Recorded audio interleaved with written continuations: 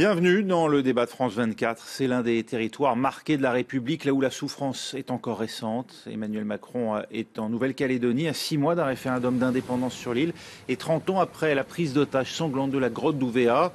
Le chef de l'État qui, dès son arrivée, a pris un bain de foule sur la place Bir Hakeim de Nouméa avant de rencontrer les membres du Sénat coutumier kanak qui souhaitent que le président qualifie de crime contre l'humanité la violence de la colonisation de l'archipel. Un moment qui illustre la difficulté de cette visite. Il lui faut à la fois tracer des perspectives et honorer l'histoire commune. Écoutez le président de la République.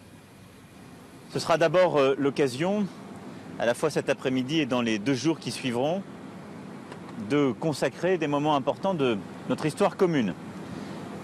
Des moments qui ont pu être parfois douloureux, comme ce que nous aurons à commémorer, et l'anniversaire des 30 ans d'Ouvéa. Voilà, la visite d'Emmanuel Macron ouvre-t-elle un nouveau chapitre pour la Nouvelle-Calédonie? On en parle avec à mes côtés Alain Chrisnart. Bonjour. Bonjour. Vous êtes co-rédacteur de l'accord de Nouméa qui aujourd'hui donc a 20 ans, rédigé donc en 1998. On va en reparler. Bernard Alton, vous êtes membre de l'association Information et Soutien aux droits du peuple kanak. Également avec nous en direct de Bordeaux, Ferdinand Mélin-Soukramanien, professeur de droit public à l'Université de Bordeaux, co-auteur avec Jean Courtial du rapport Réflexion sur l'avenir institutionnel de la Nouvelle-Calédonie à la documentation française en 2014. Merci à vous d'être avec nous. Et également depuis Nantes, Jonathan Tolo, élève haut fonctionnaire originaire de la Nouvelle-Calédonie. Merci à vous d'avoir accepté de débattre. Si l'on regarde la manière dont va se dérouler cette visite, Alain Chrisnart, dans quel état d'esprit, d'après vous, le chef de l'État aborde-t-il ce déplacement en Nouvelle-Calédonie ? Je pense qu'il est pleinement conscient des enjeux.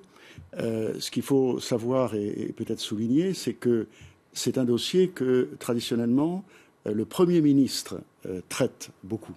D'ailleurs, l'actuel Premier ministre a passé beaucoup de temps, a battu les records dans les comités des signataires en restant jusqu'à 10h ou 11h. Oui. Donc c'est un dossier du pour Premier la formulation de la date et la formulation du référendum, de la question du référendum. Qui l'intéresse politiquement et intellectuellement. Alors évidemment, le chef de l'État, certains disent, mais pourquoi le chef de l'État y va? Le Premier ministre y est allé, a le dossier en main. Bon, évidemment, symboliquement, du point de vue des institutions, c'est tout à fait différent. Il est en charge dans une durée plus longue du passé et de l'avenir de la République. Donc il peut dire des choses, notamment au plan mémoriel, qui sont plus fortes, enfin qui ont plus de poids encore. Donc je crois qu'il y va, ça sera à lui de le dire, mais enfin conscient de ce que ça reste, malgré les 30 ans de paix des accords de Matignon puis de l'accord de Nouméa, ça reste un territoire divisé, difficile. D'ailleurs, je trouve frappant qu'il ait dit il faut en tout cas éviter que l'histoire bégaye. Voilà, c'est jamais 2 fois la même chose, mais il y a toujours des risques. Ferdinand Mélin-Soukramanien, pour vous, cette visite d'Emmanuel Macron, aujourd'hui, à 6 mois de ce référendum, on va en parler dans un instant, mais elle a un sens, elle a un objectif précis? Oui, effectivement, elle a un sens. Alain Chrisnart vient de le rappeler. C'est une question de la Nouvelle-Calédonie et de ses rapports avec la République qui a toujours été traitée au plus haut niveau. Ce que montre la visite d'Emmanuel Macron à un moment très, très symbolique, puisque dans 2 jours, nous serons le 5 mai, c'est-à-dire la commémoration du 20e anniversaire de l'accord de Nouméa.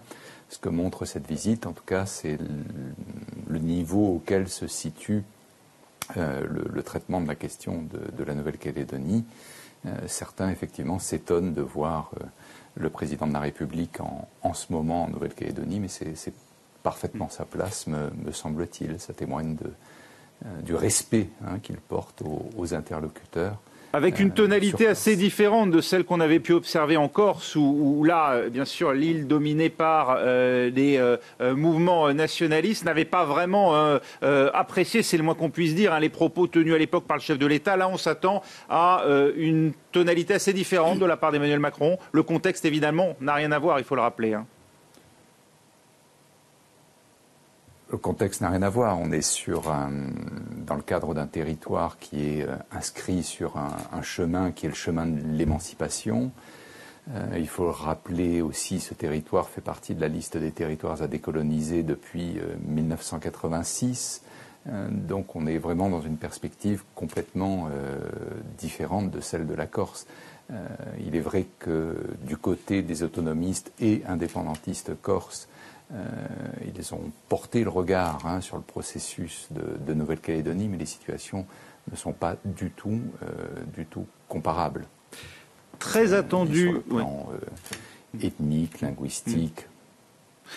Très attendu, Bernard Alton. Il y a le déplacement d'Emmanuel Macron prévu samedi sur l'île d'Ouvéa. C'est la première fois qu'un chef de l'État français, bien sûr, se rend à Ouvéa depuis la prise d'otage il y a 30 ans. Une visite qui heurte les membres du collectif de Gossana qui ne veulent pas voir le chef de l'État se recueillir sur la stèle des 19 indépendantistes kanaks tués lors de l'assaut contre la grotte. Pourquoi? Vous le comprenez? C'est le choix de la date qu'ils contestent surtout. C'est-à-dire que c'est une date qui pense leur appartient. La mort de leurs 19 camarades il y a 30 ans, et la venue du représentant de la colonie quand même, de l'État colonial, est malvenue ce jour-là. Il n'y a pas de problème pour que M. Macron vienne à Ouvéa et c'est le jour qui pose un problème, ou la manière dont a été préparée cette visite, puisqu'il se dit sur place que les habitants n'ont pas été consultés, se plaignent de ne pas avoir été rencontrés en amont de cette visite du chef de l'État. Est-ce qu'il y a un manque de tact de l'Élysée? Probablement, mais c'est surtout, je vous dis, la date, le choix de la date qui est particulièrement malvenu.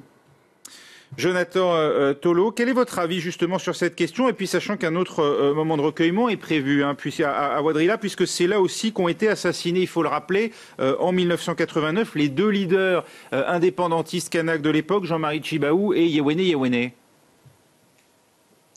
Alors, effectivement, le voyage du président de la République en Nouvelle-Calédonie suit, comme l'a dit Alain Krishnaert, un voyage du Premier ministre. Je pense qu'il y a là aussi, pour le président Macron, une certaine pression sur le succès un peu qui avait résulté de cette visite du Premier ministre. Un succès qui avait été noté par les observateurs, autant par les observateurs que les partis politiques sur place, comme dans le cadre des comités des signataires à Nouméa. Sur la question d'Ouvéa et de cette visite pour la commémoration de la mort des 19, effectivement on le voit, on le constate, et je le constate aussi lorsque l'on réunit des jeunes Calédoniens ici en métropole pour discuter de cet avenir calédonien, que les cicatrices sont encore assez fraîches, les cicatrices du passé, ces ombres du passé qui sont spécifiées dans l'accord de Nouméa. Une génération, nous sommes la génération des accords. Personnellement, je suis né à l'aube des années 90, je suis la génération qui est arrivée après les accords, mais avant nous, nos parents ont vécu dans la chair et dans leur sang cette période de trouble, et notamment ce qui s'est passé à Ouvéa. Donc je comprends que les réactions soient vives, parce que c'est encore frais dans les esprits, et que cette date pose problème, je le comprends aussi tout à fait. Cette visite, en tout cas, du chef de l'État, elle intervient alors que les différents partis politiques calédoniens ont lancé ces jours-ci leur campagne en vue du référendum, dont le principe avait été arrêté d'ailleurs lors de l'accord de Nouméa. Il y a 20 ans que vous avez à nouveau contribué à négocier, Alain Krishnaert. C'est l'issue d'un processus de décolonisation. L'idée, c'est vraiment, comme le disait Ferdinand Mélin-Soukramanien, de mener ces territoires vers l'indépendance à terme. Il y a une phrase du préambule de l'accord de Nouméa qui dit il y a eu le temps de la colonisation, c'était le passé, le présent c'est le temps de l'égalité par le rééquilibrage, et l'avenir c'est le temps de l'identité par le destin commun. Donc l'idée est bien de construire quelque chose ensemble qui soit différent du passé, c'est-à-dire la décolonisation, certains disent que la décolonisation peut se passer dans la République, ou elle peut se passer en dehors de la République. En tout cas, il y a un certain nombre de signes de domination coloniale qu'il faut supprimer, et qu'on s'attache à supprimer depuis 30 ans. Par exemple, oui. Il faut dire simplement de données, les Kanaks n'ont tous le droit de vote que depuis 1958. Ça, c'est quand même une donnée importante. Et le premier bachelier kanak, c'était en 1962. Voilà, donc il y a eu un effort de formation, un effort d'équipement collectif. Ça, c'est déjà une décolonisation, mais c'est pas toute la décolonisation. En cas de rejet de l'indépendance, qui semble être le cas, on va voir ce que donne... Alors, il n'y a pas beaucoup de sondages, mais en tout cas, l'un des sondages qui a fait pas mal de bruit, il faut le dire, publié hier, qui montre une nette domination du non à l'indépendance. Vous allez le voir, puisque on est sur des rapports de 60 à 20, 59,7% pour le non, 22,5% seulement pour le oui. On va en reparler dans un instant, mais même en cas de rejet de l'indépendance, l'accord de Nouméa de 1998 prévoit l'organisation d'un second, puis éventuellement d'un troisième référendum. Ils auraient lieu. L'idée, en gros, c'est d'épuiser toutes les voies jusqu'à permettre l'indépendance.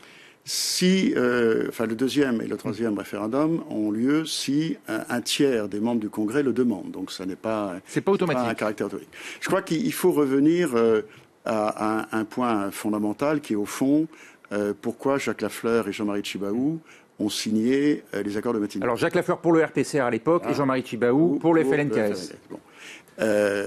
Ils ont signé parce qu'au fond, à ce moment-là, le référendum devait avoir lieu 10 ans plus tard, en 1948. Et en 1948, on l'a repoussé encore de 20 ans. Au fond, les indépendantistes, Jean-Marie Tjibaou, pensaient que pendant 10 ans, et après ses successeurs pensaient que pendant 20 ans encore, ils convaincraient un certain nombre de non-Kanaks qu'une indépendance, éventuellement en partenariat avec la France, était la meilleure solution pour l'avenir. Et Jacques Lafleur et non-indépendantistes pensaient que, au fond, avec 10 ans de gestion en commun des provinces, après 20 ans encore, les indépendantistes considéreraient que l'indépendance complète n'était pas nécessaire, ils auraient trop que l'autonomie suffisait, etc. Bon, voilà. Donc, ce que le sondage semble montrer, encore faut être très prudent, c'est que finalement, les lignes n'ont pas beaucoup bougé. Rappelons aussi le fondamental. Le vote indépendantiste est même en perte de vitesse, si l'on en croit les chiffres. Je n'en sais rien, et vraiment, on ne peut pas qualifier de sondage. D'abord, le total ne fait pas 100%. Précédent sondage en 2017 mettait le vote indépendantiste à 24%. Voilà, 24%. Une donnée fondamentale qu'il faut vraiment que les téléspectateurs connaissent, c'est qu'il y a 45% de Kanaks, et les Kanaks jusqu'à présent votent indépendantistes à peu près à 80 ou 90%. Donc, même s'ils votaient à 100%, 100% de 45, ça ne fait pas une majorité. Donc, ce qu'il faut, c'est trouver une solution qui fasse destin commun, et c'est ça que je crois qui est en train d'être recherché. Enfin, pour l'instant, on a cette question qu'on a promis en 88 de poser en 98, qu'on a promis en 98 de poser en 2018, donc on ne peut pas ne pas poser. On va écouter le président de la République qui s'exprime justement sur cette question du référendum et vous réagirez, si vous le voulez bien, Bernard Alton, juste après. Parce que ce que nous avons réussi à faire sur la base d'une page douloureuse de notre histoire n'a pas de précédent. C'est construire une souveraineté dans la souveraineté. C'est décider de pouvoir exprimer un choix adulte, conscient, qui ne doit céder à aucun emportement, à aucun embrasement pour ne pas faire bégayer l'histoire, mais qui doit, dans le calme, la fraternité, être construit. Donc pour toutes ces raisons, je suis très heureux d'arriver aujourd'hui en Nouvelle-Calédonie et d'être parmi vous. Bernard Alton, on entend certains reprocher à Emmanuel Macron de ne pas prendre parti dans cette campagne référendaire. Est-ce que vous saluez au contraire la neutralité affichée par le chef de l'État ? C'est la moindre des choses qui ne prennent pas parti. Dans l'accord de Matignon, qui est associé aux accords de Oudinot, et dans l'accord de Nouméa, l'État français est un troisième partenaire qui assure l'organisation du référendum et qui accompagne vers l'indépendance. Donc il est censé être neutre.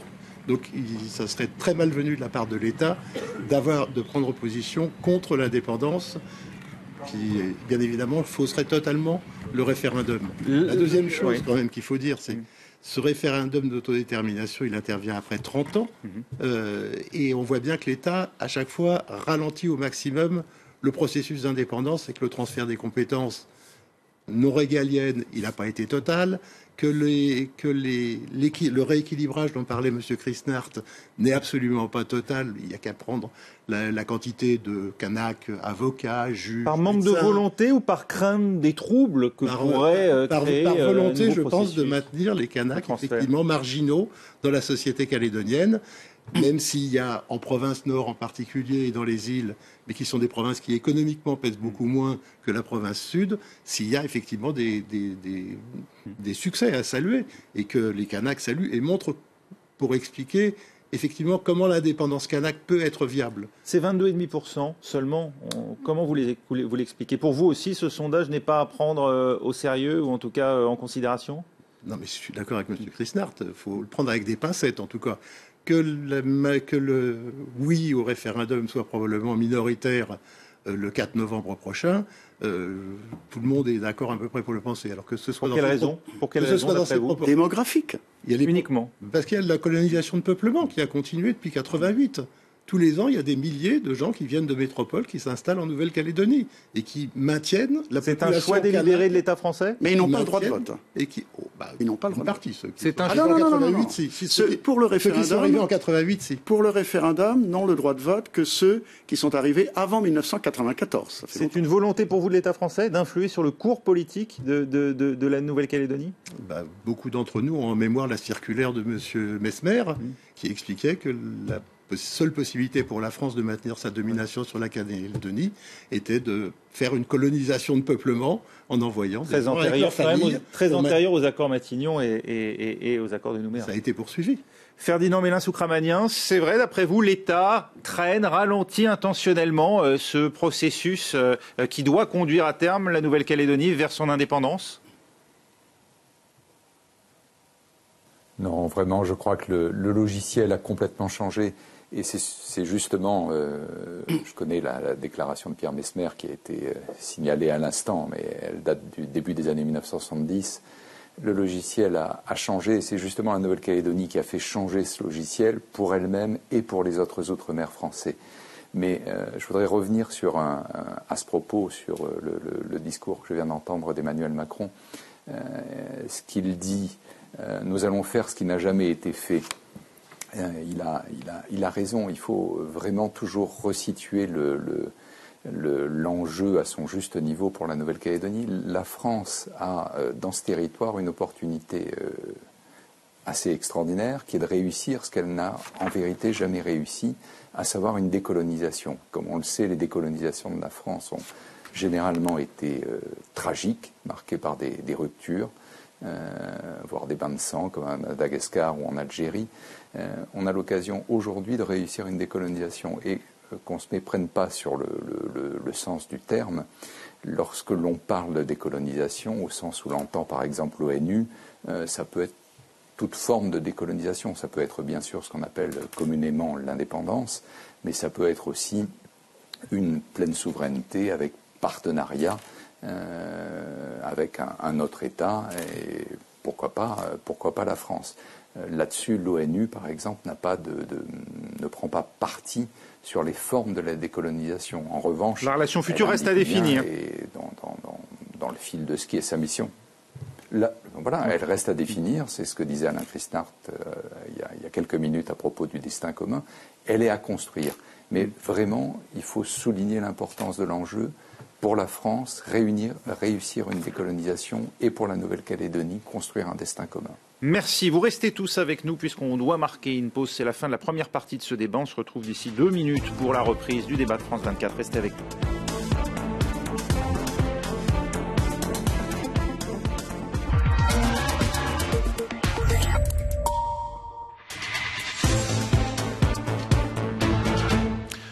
Retour au débat de France 24. Le président de la République, Emmanuel Macron, est en ce moment même en déplacement en Nouvelle-Calédonie. Visite de 3 jours à 6 mois d'un référendum crucial dans l'île, même si, d'après les sondages et la réalité démographique, comme nous le disait notre invité, eh bien, il ne devrait pas voir la victoire du oui à l'indépendance. C'est en tout cas ce qu'on attend. On va en parler dans un instant avec toujours à mes côtés Alain Chrisnart. Vous êtes co-rédacteur de l'accord de Nouméa, également avec nous. nous Bernard Alton, membre de l'association Information et Soutien aux droits du peuple kanak. Avec nous en duplex de Bordeaux, Ferdinand Mélin-Soukramanien, professeur de droit public à l'Université de Bordeaux, co-auteur avec Jean Courtial du rapport Réflexion sur l'avenir institutionnel de la Nouvelle-Calédonie à la documentation française.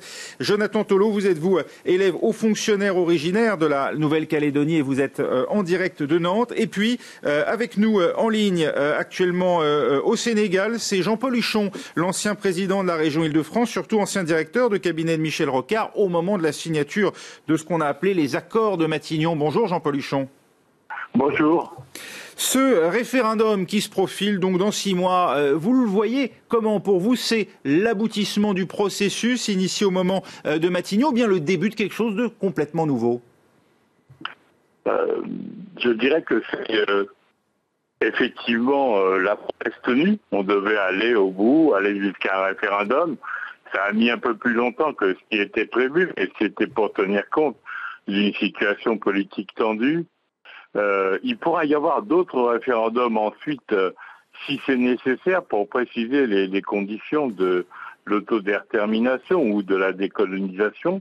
Mais je pense que c'est une promesse tenue, que le Premier ministre Édouard Philippe a d'ailleurs fait avancer dans l'accord avec les partis. Et je trouve que la manière dont le gouvernement s'y prend ressemble de manière très proche à ce que nous avions fait avec Michel Rocard en décidant de donner la confiance à la confiance et de faire le pari d'une autodétermination future. À l'époque, en 1988, l'île, on s'en souvient, est à l'époque extrêmement troublée, le climat sur place marqué par les événements d'Ouvéa. L'urgence, c'était de ramener le calme. Vous pensiez que le processus initié à l'époque permettrait d'aller jusqu'au référendum? Et corollaire de cela, est-ce que vous pensiez que ça prendrait aussi autant de temps, c'est-à-dire 30 ans, de mettre en œuvre ce référendum? Vous savez, on sortait d'une situation de guerre civile, et même dramatique, c'est-à-dire qui était incontrôlable. Il fallait donc à la fois apaiser les esprits, permettre à chacun de rendre les armes. J'ai assisté à la rencontre entre Tjibaou et Lafleur avec Michel Rocard quand ils disent on va rendre les armes, on va se débarrasser des armes. Donc il y avait vraiment une situation dramatique. Et le fait que ça ait pris plus de temps que prévu pour que des progrès soient faits, à la fois sur le plan institutionnel, sur le plan économique, sur le plan social, sur le plan également de l'éducation. Et la présence de Jean-Michel Blanquer montre bien dans ce déplacement du président que la question de l'éducation et de la chance qu'on donnera aux jeunes Kanaks de devenir, je dirais, des citoyens complets, et bien dans l'esprit du gouvernement. Alors, il y a toujours les Kanaks d'un côté, les Caldoches de l'autre, il y a toujours ce souvenir terrible des massacres à Grodd-Ouvéa et ailleurs, mais je crois qu'il y a eu quelque chose qui s'est passé à l'époque, que Alain Christard connaît bien d'ailleurs, c'est que au fond, et Lafleur et Tjibaou ne voulaient mettre fin à la guerre parce que leur famille même, avaient été tuées dans cette guerre. Quel sera l'avenir, d'après vous, de la Nouvelle-Calédonie et de sa relation avec la France, toujours au sein de la République ou à l'extérieur? Je pense qu'il y aura une majorité pour être au sein de la République, mais c'est une situation tout à fait nouvelle. Le président Macron le disait à l'instant. On va faire quelque chose qu'on n'a encore jamais fait, c'est-à-dire réaliser une forme d'autodétermination et de décolonisation au sein de l'ensemble français. Et c'est ce que je crois, il y a une majorité de Calédoniens qui le souhaitent. Alors après, la question démographique se pose toujours de manière aussi forte. Ce que ne supportaient pas les Kanaks à l'époque et qu'aujourd'hui ils continuent à réclamer, c'est d'avoir le droit à une chance égale avec les Caldoches, avec l'ensemble de leur territoire.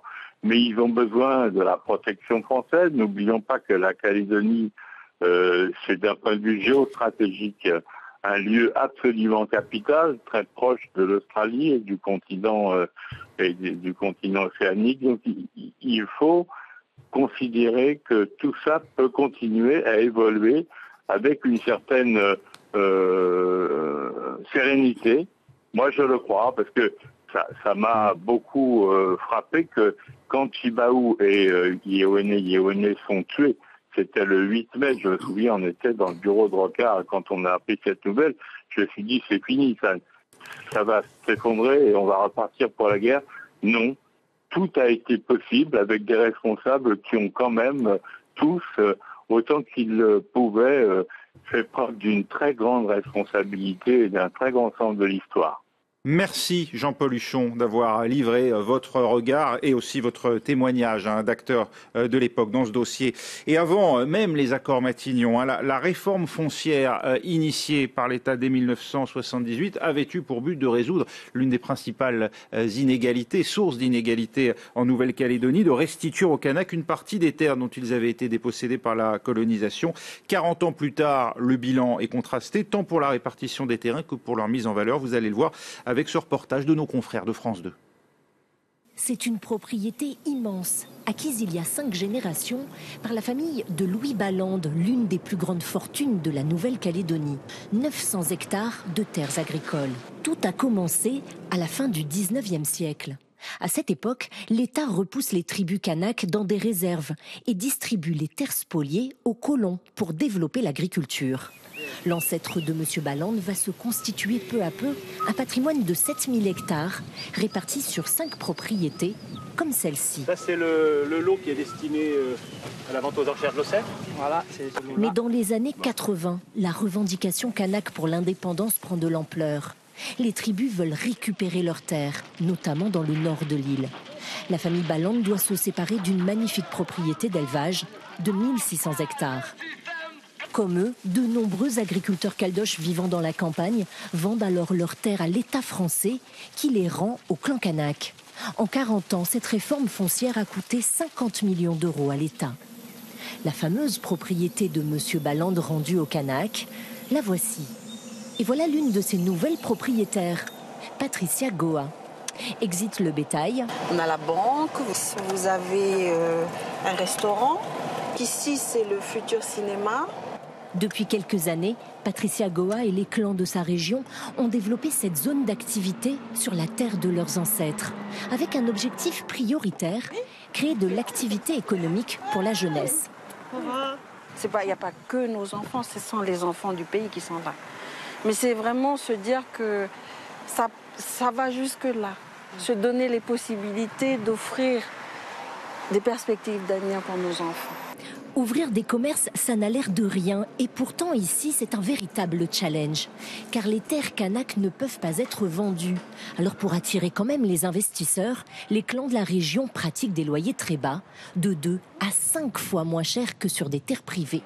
Résultat, même la famille Ballande a réinvesti sur ses anciennes terres en y implantant ce centre commercial. La question des terres reste un immense défi. Sur l'ensemble de la Nouvelle-Calédonie, la plupart des anciennes propriétés rendues aux Kanaks ne sont toujours pas exploitées.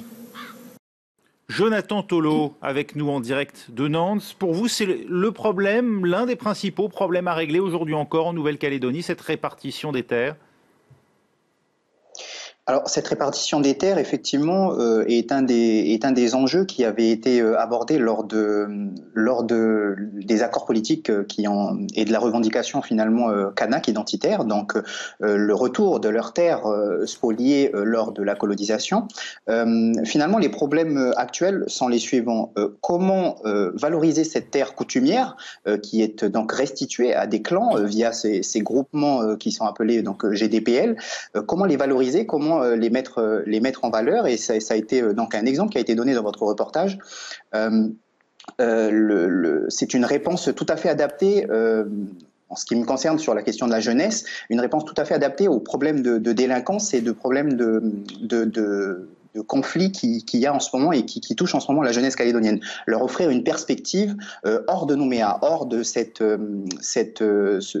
exode rural que subit de plein fouet, par exemple, la province des îles, qui est la plus touchée par cet exode rural de sa population, notamment donc kanak. Je pense que c'est une réponse qui peut être très adaptée, et cette réponse-là va répondre à un problème d'identité, mais aussi à un problème de société de la Calédonie. Comment s'explique la difficulté, d'après vous, à mettre en valeur ces terres, comme on a pu le voir d'ailleurs à la fin de ce reportage? Alors la difficulté, je pense, première est que le statut de ces terres, on l'a dit, ce sont des terres coutumières. Ces terres coutumières sont gérées de manière traditionnelle, dans le cadre de la tradition kanak et dans le cadre de ce collectif qui l'emporte sur l'individuel. Aucune propriété n'est possible, propriété individuelle sur ces terres coutumières-là. L'ensemble est basé sur ce consensus que l'on appelle le palabre dans la culture kanak, le palabre au sein du clan. Et parfois, avec ce format de palabre, il est assez difficile d'arriver à une décision. Il est assez difficile et assez lent d'arriver à une décision. Cela peut parfois rebuter des acteurs économiques qui sont sur des investissements, de gros investissements, et qui attendent donc une réponse de la part de ces GDPL. Je pense qu'il s'agit là d'effectuer un travail de sensibilisation et d'adaptation un peu aux pratiques, notamment économiques, qui vont ouvrir ces terres coutumières au secteur économique. Notamment, on parlait du groupe Ballande tout à l'heure, avec ces commerces-là sur Koné. Alain Chrisnart, il y a un moyen de surmonter ces difficultés? Je crois que, Jonathan, on a évoqué quelques-uns. On a créé des structures juridiques un peu chauve-souris, là, qui sont mi-coutumières, mi-droit civil. Moi, je rebondis quand même sur ce qu'il a dit sur l'exode rural. C'est-à-dire qu'il y a beaucoup de jeunes, ils ont envie d'aller en ville, de travailler en ville. Donc les campagnes manquent de bras aussi pour exploiter. Manque de bras. Bon. Et puis alors, il y a une réussite qui est incontestable, mais qui est aussi une réponse sur ce plan, c'est l'usine du Nord. Donc il y a une usine métallurgique dans le Nord qui a été créée, il n'y en avait qu'une dans le Sud. Ça, c'est un acquis de l'accord de Nouméa. Elle a créé plusieurs centaines d'emplois. Et donc ces emplois entrent en concurrence avec le fait de rester sur la terre. C'est pareil dans d'autres régions du monde.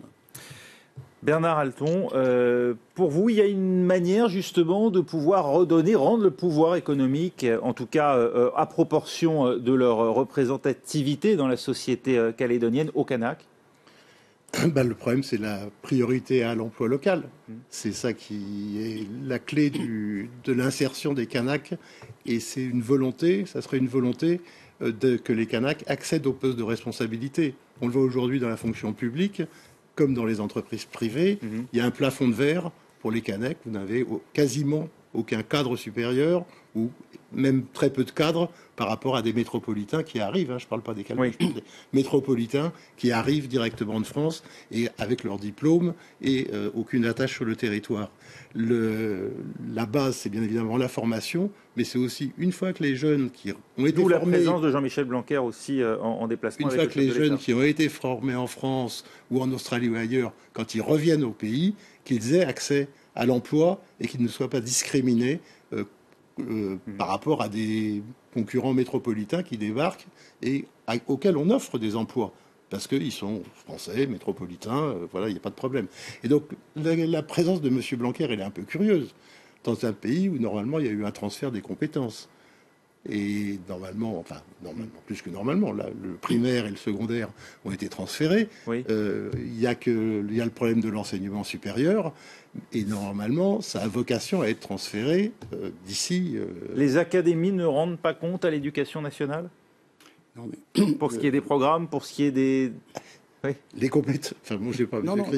Les compétences, pour ce qui est du primaire et du secondaire, tous les personnels ont été transférés, quasiment tous. L'organisation de l'école et des collèges, des lycées, c'est le territoire qui gère tout ça. Oui. Le problème, c'est qu'effectivement, il y a eu comme dans un transfert. Ça n'empêche pas Jean-Michel Blanquer de se rendre en région.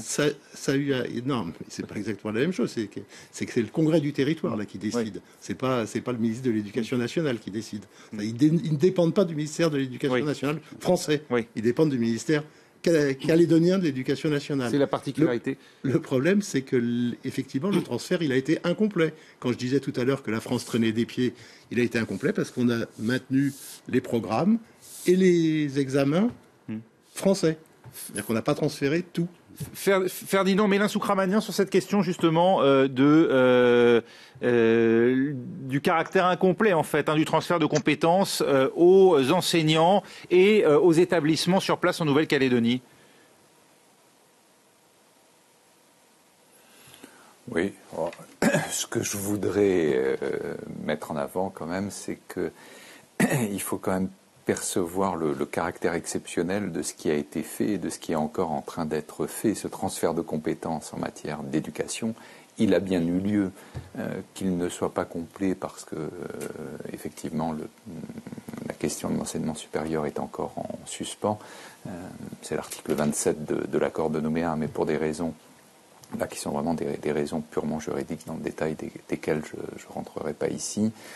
Quand même, ce transfert de compétences a eu lieu et c'est un peu la magie de l'accord de Nouméa, c'est de montrer que finalement des compétences peuvent être exercées sur un temps long, maintenant pratiquement 20 ans, sans qu'il y ait eu de chaos. Que l'État continue à accompagner la Nouvelle-Calédonie par exemple sur la question de la définition des programmes, en tout cas d'une partie des programmes, franchement, je ne pense pas que ce soit une forme de, entre guillemets, néocolonialisme.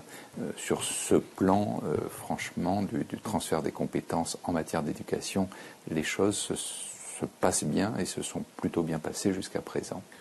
Au-delà, en tout cas, des inégalités de richesse, il y a aussi la question du coût de la vie qui contraint beaucoup des habitants à vivre dans des conditions extrêmement précaires, comme à Nouméa, par exemple. Voyez ce reportage.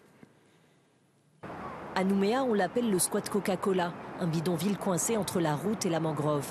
200 personnes y vivent dans des cabanes en tôle, comme Monique Ouané-Dané. C'est là où je vis avec mes 5 enfants. Des conditions de vie très sommaires, mais Monique ne se plaint pas. Voilà ma petite cuisine avec le fourneau. Bon, c'est pour économiser, on est obligé de faire un peu aussi au feu de bois. Et on laisse la gazinière pour les saisons de pluie. La salle de bain, elle, se résume à un jet d'eau. Ici, pas d'électricité, donc pas de frigo ni de congélateur. Il faut faire tourner un groupe électrogène pour avoir la lumière. Voilà, vous avez ici, on va dire le salon. Monique et son mari gagnent pourtant 2 400 € par mois à eux deux. Mais en Calédonie, où la vie est 35% plus chère qu'en métropole, c'est loin de suffire pour nourrir 5 enfants et se loger décemment. C'est trop cher. Louer un appartement, c'est trop cher. Mais avec nos revenus, ils disent toujours qu'on ne peut pas en avoir un toit, quoi. La famille attend un logement social depuis 15 ans. Comme eux, 10 000 personnes vivent dans des squats insalubres à Nouméa. Ici, on est au squat du Flamboyant. Chaque semaine, le Secours catholique sillonne ces zones pour évaluer les besoins des habitants. Ici, le problème principal est la gestion des déchets. Les éboueurs ne passent pas. Nous, là, à la maison, Arsène, il a fait un gros trou pour jeter les saletés, après on brûle. Comme ça évite à faire des potoirs comme ça. Ça attire les rats, donc on attrape la leptospirose. Regardez le petit des pieds nus. S'il marche sur de la pisse de rat et qu'il a une petite blessure au pied, il peut mourir en 3 jours. Donc voilà. Les déchets, il faut les évacuer. Cette Française du bout du monde est pourtant contente de vivre là, dans cette petite cabane de 2 pièces, ouverte aux 4 vents. C'est un peu la France de seconde zone. Il n'y a aucun gouvernement ne devrait admettre qu'on habite dans ce genre de cabane. 20% de la population calédonienne vit sous le seuil de pauvreté, comme Chantal et ses enfants. Plus 35%. Pourquoi de tels écarts de prix, Alain Chrisnart? Le problème, c'est pas l'écart de prix, c'est l'écart de revenus. Oui. 2 400 € par mois, ça semble pas non plus dérisoire pour un couple. L'écart de prix, il vient de ce qu'il y a beaucoup de produits qui sont importés. Donc évidemment, il y a le coût de l'importation. Donc c'est aussi une question, est-ce qu'il ne faut pas davantage produire localement? Est-ce que la concurrence est suffisante? Le gouvernement local vient de créer une autorité de la concurrence. Il y a quand même beaucoup d'entreprises qui sont en situation de monopole. Après, sur tous ces débats depuis tout à l'heure, on est quand même sur le verre à moitié vide et le verre à moitié plein. Nouméa, Il faut voir aussi d'où on part il y a 30 ans. Quoi, hein. Par exemple, en matière de formation, je suis d'accord, les Kanaks n'ont pas encore la place qu'ils devraient avoir. Il y a quand même eu dans les accords de Matignon et dans l'accord de Nouméa, ce qu'on a appelé le programme 404, qui a abouti à ce qu'il y ait des cadres Kanaks maintenant de haut niveau dans beaucoup d'entreprises et dans beaucoup d'administrations. Hein. Le secrétaire général de la SLN, qui est la principale entreprise minière, c'est un Kanak quand même. Ça, c'était impensable il y a 30 ans. Bernard Alton. C'est vrai qu'il y a beaucoup de choses qui étaient impensables il y a 30 ans. Et il y a eu des progrès, effectivement, mais qui ont été souvent le fruit d'un rapport de force de la lutte, et de la lutte syndicale, en particulier de syndicats comme l'USTKE. La deuxième chose, c'est que l'écart de prix, c'est ce qui caractérise toute économie coloniale. On va dans les autres DOM, etc. On a les problèmes similaires d'écart de prix entre la population locale et la population arrivée de métropole. C'est typique d'une économie de comptoir et coloniale. Donc les fonctionnaires métropolitains, ils ont des salaires majorés. Donc ils peuvent aller à Carrefour, acheter... Ça crée de l'inflation et les coûts des transports des marchandises. Mais les coûts des transports des marchandises, ils pourraient quand même fortement être diminués. On est quand même sous les tropiques. La végétation est quand même assez luxuriante. Vous avez vu les exploitations bétaillères de M. Valande. Il y a du bétail, il y a de la végétation. Si c'était mis en valeur et si ce n'était pas les produits de Carrefour importés de France qui étaient privilégiés, eh bien, on n'aurait pas la même situation. Ou y compris, on pourrait éventuellement envisager d'avoir plus d'échanges avec les voisins, les pays voisins de l'Océanie. Ferdinand Mellin-Soukramagnat, l'État a les moyens de réduire ces écarts? Oui, M. Alton a raison. Hein. C'est vrai que dans une certaine mesure, dans tous les Outre-mer, on en est encore au régime de ce qu'on appelait l'exclusif, hein, sous Colbert. Les choses évoluent sans doute pas assez vite, et c'est pour ça que l'État, précisément, et plutôt d'ailleurs aujourd'hui les autorités calédoniennes accompagnées par l'État mettent en place une autorité de la concurrence. Elle vient d'être mise en place, il faut lui laisser le temps d'agir. Puis il faut aussi que les mentalités évoluent et effectivement, et que on produise davantage localement, qu'on achète davantage localement, et avec les pays de la zone. Ce système que M. Alton appelle celui de l'économie de comptoir, c'est vrai qu'il imprègne encore les mentalités. Peut-être davantage d'ailleurs les mentalités locales quelconque mentalité de l'État. Hein. Ce n'est plus l'État qui aujourd'hui maintient cette entre guillemets économie de comptoir. Juste un mot, il va falloir du temps, hein, c'est ce que montre. Oui, il faut aussi que les consommateurs aient d'autres réflexes. Parce qu'il y a des entreprises locales dont les productions sont protégées par des droits de douane importants. Hein, ce qui est critiqué d'ailleurs parfois. Et on voit que les consommateurs protestent parce que, sans doute influencés par la publicité, et c'est pas simplement les fonctionnaires, hein, ils veulent toujours avoir les produits importés auxquels ils sont habitués. Donc il y a tout un changement culturel qui nécessite du temps. Jonathan Tolo, le référendum, c'est dans 6 mois, plus qu'une indépendance qui semble aujourd'hui bien improbable à l'issue de ce référendum, c'est la perspective du jour d'après qui inquiète. Alors effectivement, le référendum se présente dans quelques mois. J'interviens en métropole plutôt dans les sphères associatives avec les jeunes calédoniens, et ce qui remonte un peu des réflexions qui sont issues de cette jeunesse calédonienne qui est en métropole pour les études ou pour des engagements autres, c'est que la proximité de ce référendum peut parfois faire peur. Dans quelques mois, on va demander à des Calédoniens, dont les plus jeunes sont nés dans les années 2000, donc les plus jeunes seront nés en 2000 du coup, à l'âge de 18 ans, on va leur demander de venir décider de l'avenir de leur pays.